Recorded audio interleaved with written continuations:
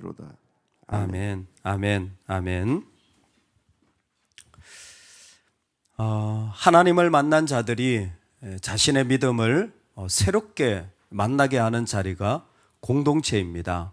하나님은 그래서 이 땅에 창조의 완성을 공동체를 세우고 나신 이유로 정하신 것입니다. 예수님은 이 땅의 사역을 혼자 하시지 않고 12명의 제자 공동체를 세우고 자신의 모든 사역을 그들에게 위임하셨습니다. 왜냐하면 모이는 그 자체에 하나님의 생명의 능력을 같이 공유하시고자 했기 때문입니다. 교회가 언제 태어났습니까? 예수 그리스도가 죽으시고 부활하신 이후에 120명의 제자들이 기도하며 엎드릴 때에 그 속에 생명이 흘러가게 되는 교회가 일어나게 되었고, 오늘날 그 교회는 주님 오시는 그날까지 이어지게 될 줄로 믿습니다. 참 신기하죠. 세상에 똑똑한 공동체도, 완벽한 제도들도, 어마어마한 돈을 가진 단체도, 그리고 기가 막히게 재미있는 것도, 심지어 국가가 주관하는 그러한 기관도 많은데 말세까지 이어질 곳은 유일하게 교회입니다. 교회만이 새 예루살렘이 이 땅에 내려오는 영원한 교회가 임하는 그때까지 존재하게 되어지는 거예요. 왜요? 교회가 완벽하기 때문에, 교회가 늘 잘 되기 때문에, 교회는 모든 문제가 해결되는 곳이기 때문에? 아니요. 교회는 하나님의 생명을 이어받는 장소가 되기 때문입니다. 이론이 아니라 실제로 교회는 그 속에 하나님의 생명을 내가 실제로 경험하고 내 안에 있는 생명을 확인하는 자리이기 때문에 그렇습니다.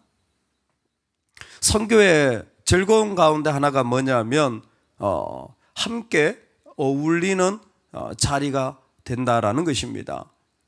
선교 갈 때마다 좀 신경 쓰이는 게 뭐냐면 한 방에 누가 같이 자냐 해요. 제 이모 장로님과 같이 자면 그날 잠 못 잡니다. 그래서 항상 따로 나가서 주무세요. 그랬더니 이번에 보니까 알아서 두 분이 방이 아닌 거실에서 주무시더라고요. 근데 방에 있는데도 밤새 그 두 분이 그 고시는 소리가 계속 들리더라고요. 근데 역시 적은 가까운 데 있다고 같이 잤던 피모 집사님, 엘모 집사님 옆에서 그냥 간혹씩 고시는데 아주 그냥 너무 피곤한데 잠을 잘 수가 없는 거예요. 청년들하고 수련을 갔는데 역시 같이 있는 게 재밌어요. 저녁에 아침에 오전에 3시간 성경 공부를 했잖아요. 저녁에 3시간 집회를 했잖아요. 또 오후에는 원하는 곳 다녔잖아요. 하루 일정이 얼마나? 밤 12시간. 12시간. 청년들은 청년이에요. 야, 통닭 사주세요. 새벽 1시에 통닭을 12만 원치 시켜 먹어요. 그리고 새벽 3시까지 노는 거예요. 와, 그리고 새벽 5시까지 수다를 떠는 거예요. 그리고 3시간 자고는 8시에 일어나서 해수욕을 하는 거예요. 와, 대단하다. 나 진짜 존경스럽다. 그리고는 10시에 또 다시 성경부 시작하는 거예요. 제가 선교와 그리고 청년부 수련을 통하여서 우리 장년부 수련회를 그 전에 광고를 했는데 장소도 결정을 하지 못하고 내용만 결정을 해놓은 상태였어요. 결정을 했습니다. 2박 3일 딴 데 가서 수련을 해야 되겠다. 안 되면 교회에서라도 수련을 해야 되겠다. 이게 공동체의 즐거움이지. 근데 감사하게 지난 주일에 장소가 정해졌습니다. 같이 있는 것 속에서 하나님이 얼마나 놀랍고 아름답게 우리를 빚어가시고 세워가시는가. 그 모습을 형제가 연합하여 동감이 어찌 그리 선하고 아름다운지. 진짜 선하고 아름답습니까? 그게 아름다운 것만 있습니까? 아니요. 이 시편의 배경은 아둘람 굴이지 않습니까? 환난 당하고 억울하고 그 마음에 상처받은 자들이 다 모여있는 동굴 속의 모습이 바로 이 시편의 배경이에요. 도무지 아름다울 게 없어요. 그런데 왜 그 자리가 아름답냐면 머리에 있는 보배로운 기름이 수염 곧 아론의 수염에서 흘러서 그 옷깃까지 내림 같도다. 아멘. 여러분, 우리가 신앙을 가지는 적시로 해야 될 게 무엇이냐면 하나님의 임재를 구해야 됩니다. 하나님의 임재하심, 내가 성령으로 내 삶이 다스려지는 자리를 여러분, 우리는 적극적으로 출발해야 되는 거예요. 그러니까 구원받고 나서는 항상 신경 써야 될 게 뭐냐면 내 안에 성령의 다스림이 있는가라는 거예요. 내 안에 성령의 다스림이 정말 일어나는지를 보려면 그 자리는 공동체라는 겁니다. 왜? 하나님이 마치 제사장에게 기름 붓듯이 하나님의 사람들에게 그곳에 기름 부어서 그 서로가 서로를 만들어가고 서로의 제사장이 되도록 그곳에 세우신다라는 거예요. 여러분, 성령의 임재라는 게 놀라운 어떤 특별한 게 없더라도요, 형제를 만날 때에 그 형제를 대하는 모습 속에서 하나님은 기름 부어주시고 그 속에서 우리의 마음을 다스려 주신다라는 겁니다. 할렐루야. 여러분, 그래서 진짜 강력한 공동체가 필요합니다. 어떤 공동체? 성령의 임재가 있는, 하나님 앞에 엎드려 기도하고 정말 하나님 앞에 간절히 구하면서 서로를 만나는 공동체. 제가 그렇게 가고 싶은 곳이 별로 없는데 최근에 가고 싶은 곳이 하나 생겼어요. 누가 좀 저 좀 데려가 주시면 좋겠어요. 전라도 보성에 윤재림이라는 100만 평의 그 임업 단지가 있답니다. 근데 그게 200억을 들여서 선대부터 아버지가 나무를 심으시고, 그리고 그 아드님이 자기도 한 100억 가까이를 기부를 하셔가지고 하는데, 지금까지는 공짜로 개방을 하고 내년부터는 이제 돈을 받고 한대요. 또 사람들이 많이 와서. 근데 100만 평이래요. 100만 평. 와, 그 아버지가 그 어려운 시대, 그 배고픈 60년대부터 그곳에 편백나무를 심어가지고 얼마나 막 나무가 자라고, 그리고 그 아드님도 가지고 그 나무를 가꾼다고 평생을 그렇게 하는데, 이렇게 보는데, 야, 안개가 쫙 껴있는 그 숲이 너무 예쁜 거예요. 혹시 가보신 분 계시나요? 같이 한번 갑시다. 까짓거 교회에서 찍어보니까 5시간. 근데 그 회장님이라고 불리는 그 주인분이 그런 얘기를 하시더라고요. 편백나무에 나무를 쭉 보여주면서 설명을 하시는데, 나무는 심는 것만 하는 게 아니라고, 나무는 가꾸어야 된다고. 그래서 가꾸는 게 뭐냐 했더니, 나무들은 경쟁을 한대요. 그래서 위로 자꾸 자란대요. 서로 좀 태양을 서로 이렇게 하려고 심어 놓으면, 그래야 자기가 좀 많이 자라잖아요. 태양 서로 보려고 서로 자란대요. 막 자란대요. 그런 나무는 쓸모가 없대요. 왜 쓸모가 없냐면, 나무는 옆으로 커야 이 탄소, 이렇게 좋지 않은 우리 공해를 일으키는 탄소잖아요. 매연가 다 탄소잖아요. 탄소를 저장할 수 있는 능력은 옆으로 큰 나무가 되는. 그래서 테두리가 바로 탄소 저장의 능력이라는 거예요. 그래야 그게 인간에게 유익하고 사람을 이롭게 하는 나무가 되고 쓸모도 있다라는 거예요. 그러면서 쭉 보여주는데, 어떤 나무는 막 이렇게 얇은데, 아니 생각에 얇은 나무들 좀 많이 심어가지고 하면 되잖아요. 모르는 소리 하지 말라고. 옆으로 큰 나무는 이런 얇은 나무와 비교해서 3배 이상의 탄소 저장 능력이 있다는 거예요. 그래서 뭐 해야 되냐면, 얇은 나무들을 쳐내야 된다는 거예요. 쳐내야 된다는 거예요. 안 그러면 옆으로 클 나무도 자꾸 위로만 서로 경쟁해서 자라서 하나도 도움 안 된다는 거예요. 그게 숲 가꾸기라는 거예요. 그 일을 자기가 하는 중요한 일이라는 겁니다. 여러분, 공동체가 딱 그와 같다고 저는 생각을 해요. 서로 은혜 받고, 서로 내 말이 맞고, 서로 내가 옳은 길만 가려고 한다면요, 쓸모없는 공동체예요. 아무리 나무를 많이 심어놔봤자 쓸모없어요. 근데요, 그 중에 서로의 제사장이 되어주는 거예요. 나를 쳐내는 거죠. 제자리를 없앨게요. 당신이 그 역할을 하세요. 내가 죽을 테니까 당신이 세워지세요. 또 그 가운데 섬기는 자는 어떤 죄가 있어도 내가 받아낼 테니까, 내가 먹을 테니까 염려하지 마세요. 꼭 나무와 같지 않습니까? 거기에 기름 부어진다라는 게 하나도 어렵지 않은 것 같습니다. 그때에 그 자리는 정말 하나님 앞에 놀라운 성령의 역사가 일어나는 자리가 되는 거 아닙니까? 저는 사라져도 괜찮습니다. 차라리 저를 그 가운데서 저의 마음과 저의 생각을 빼세요. 그게 옳습니다. 그리고 형제를 세우시고 자매를 세우시고 그 가운데 하나님의 일꾼들을 세우셔서 나아가세요. 또 그렇게 세워진 자들은 뭐예요?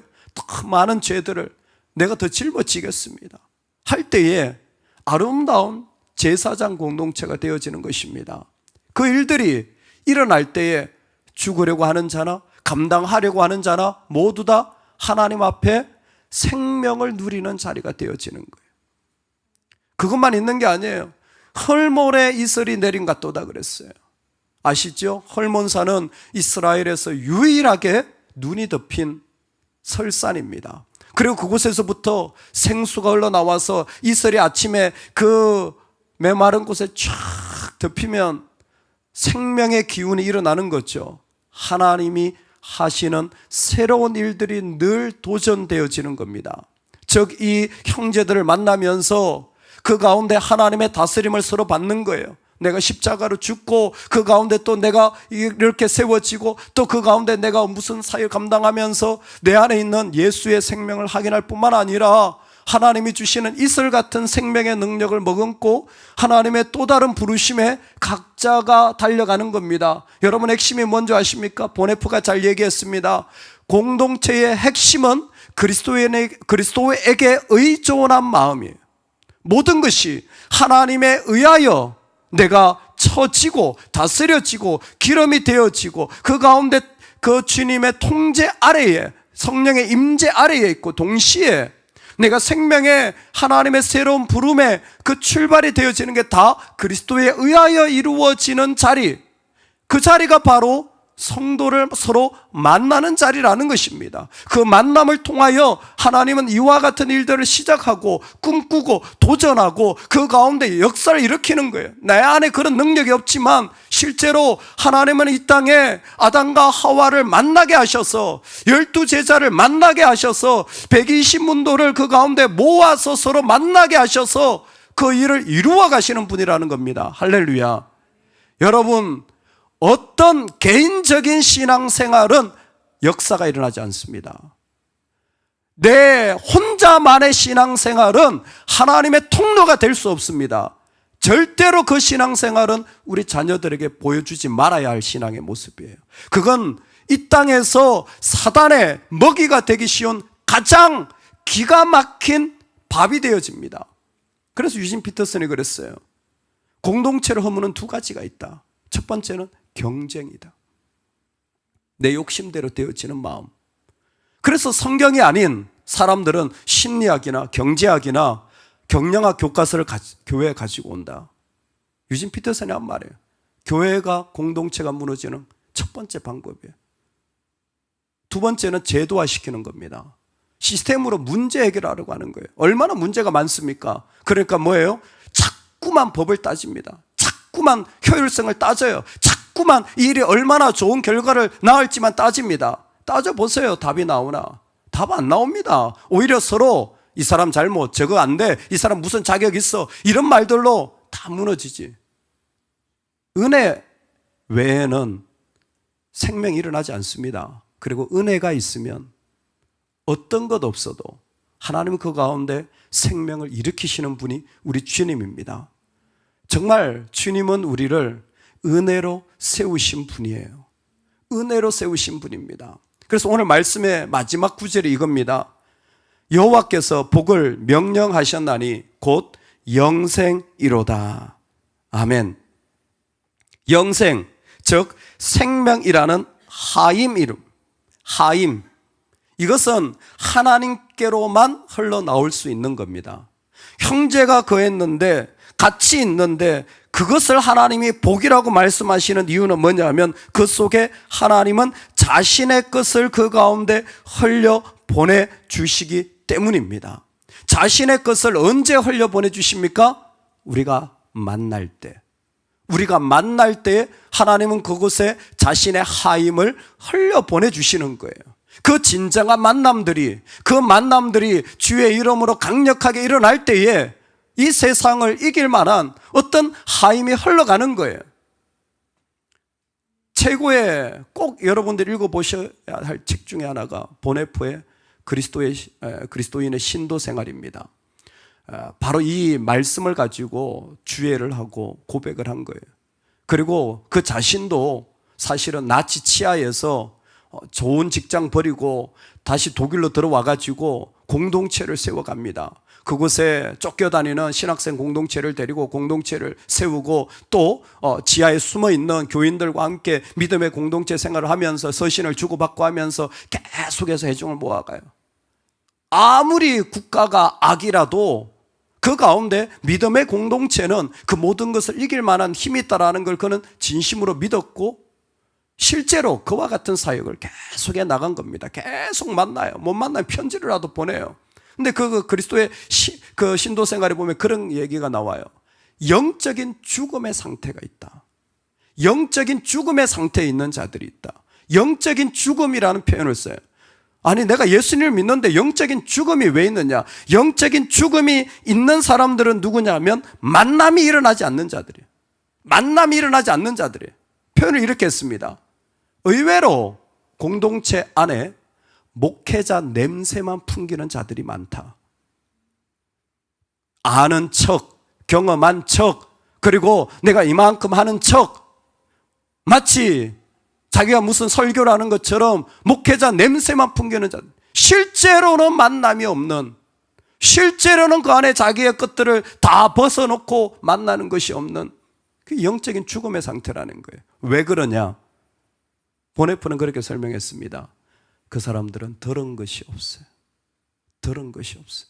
말씀이 들리지도 않고 형제가 들리지도 않는 거예요. 똑같은 원리예요. 들은 것이 없다는 거예요. 들려지지가 않는 거예요. 그건 죽음, 영적인 죽음이라는 겁니다. 그런데 정말 자신이 꿈꾸는 세상은 나치가 없어지는 세상이 아니라 자기가 꿈꾸는 세상은 바로 이 말씀 마지막이라는 거예요. 여호와께서 복을 명령하신다니 곧 영생이로다. 하나님의 생명이 흘러나오는 공동체를 간절히 원했던 거예요. 하나님의 생명이 그 가운데 흘러 들어와서 그 하나님의 생명으로 말미암아 서로에게 일어나는 일들을 같이 나누고 기도하고 그리고 함께 일어나는 아둘람 공동체 말입니다. 참 환자들 많고 냄새 많고 별의별 일 다 일어나지만 결국 그 공동체의 사람들이 다윗의 용사가 되어서 왕국을 건설했던 것처럼 이 땅에 하나님의 그 약한 자들이 서로에게 주님의 이름으로 만나 진정한 만남이 일어날 때에 그때에 놀라운 일들이 나는 거예요. 가정도 각자도 공동체의 진정한 만남이 있을 때에 정말 제대로 일어나는 줄로 믿습니다. 저는 가끔 아주 가끔 그런 생각을 해요. 우리 중고등부 아이들이 은혜를 받거나 청년들이 은혜를 받거나 제가 그냥 가까이에서 보는 자리들에서 애들이 은혜 받는 걸 보면 아이 우리 아들도 딸도 좀 이런 것 좀 경험하면 좋겠는데 놓쳐버렸네. 그만큼 저는 저희 공동체가 좋습니다. 여기 있으면 우리 애들은 살겠다라는 마음이 제 개인적으로도 마음에 많이 들어요. 은혜가 많습니다. 왜요? 자기를 쳐내고 섬기려는 자들이 교회 안에 많기 때문에 생명력이 일어나는 것 같아요. 많은 나무가 필요하지 않은 것 같습니다. 옆으로 자란 탄소를 품을 수 있는 나무들이 되어서 여러분 우리가 하나님의 나라를 세워가면 좋겠습니다. 그러기 위하여 그리스도에 의하여 심겨진 자가 되시기 바랍니다. 그리스도에 의하여 말씀이 심겨지고 그리스도의 은혜가 심겨져서 여러분 서로 만나기를 힘쓰시기 바랍니다. 서로 만나기를 꼭 힘쓰시기 바랍니다. 그 속에 하나님의 하임을 흘려보내신다 그랬어요. 쓸데없다. 비효율적이다. 아니요. 십자가가 제일 비효율적인 사역이었어요. 하지만 주님은 기꺼이 시간을 3년 동안 다 허비하셨고 돌아서지 않을 자들을 위하여 기꺼이 자기 생명조차 내어던진 가장 아까운 낭비를 하셨지만 그것은 결코 되지 않습니다. 주의 이름으로 성도를 만나고 함께 만나는 자리야말로 하나님의 생명이 일어나는 귀한 자리, 우리가 다시 서로가 태어나는 이러한 아름다운 자리들이 더욱 강력하게 일어나기를 간절히 소망합니다. 아멘. 우리 같이 한번 기도합시다.